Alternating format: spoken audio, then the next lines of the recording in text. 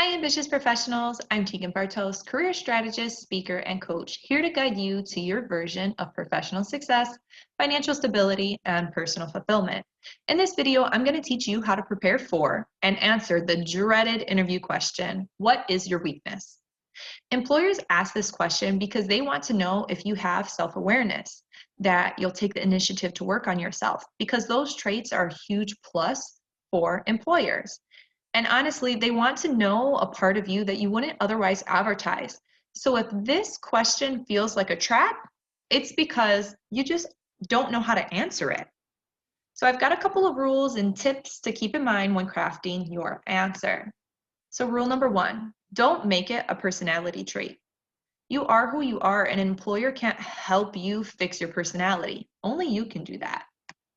Rule number 2, do not make it a strength.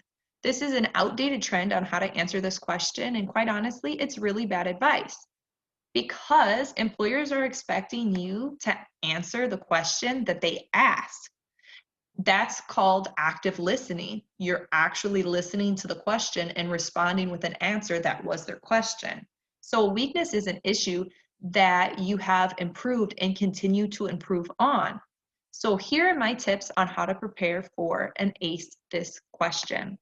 Tip number 1, brainstorm what you are currently working on about yourself. Ambitious professionals are always working on themselves because no one is perfect. Tip number 2, pick one that is professionally related. Employers don't care what you have going on personally. They want to know you as a professional. So always keep everything in an interview professional.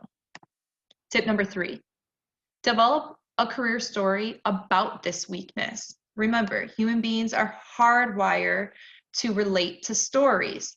So making a story, a career story about what your weakness is, can really make a significant impact on how that employer is going to view you.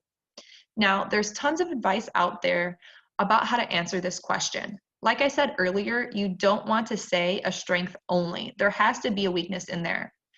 But one strategy for answering this question is by starting off with a strength and an attribute that backfired on you. So for example, in situations where I felt rushed, like there's long lines or a boss who is putting pressure on the team to meet a deadline, I tend to want things done quickly and tend to finish quicker than my peers. So this is a strength. So then you need to add in the attribute that backfired on you. And then I would try to encourage my peers to work more efficiently. So this is where it backfires. This had made me appear to be arrogant to my coworkers. By saying it like this, you are showing that you've identified you have negatively impacted your coworkers, that you're self-aware of this, that you aren't perfect, even though you started off with a strength, and then you want to add what the result was. So as a result, I've learned to be aware of this fact and no longer try to push my coworkers to work at my speed. Instead, I've learned it's best to help them.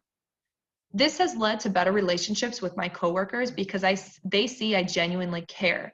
It's also taught me that helping with a task teaches people quicker than telling people how to do the task in an already stressful time. So now you know one strategy for answering what's your weakness.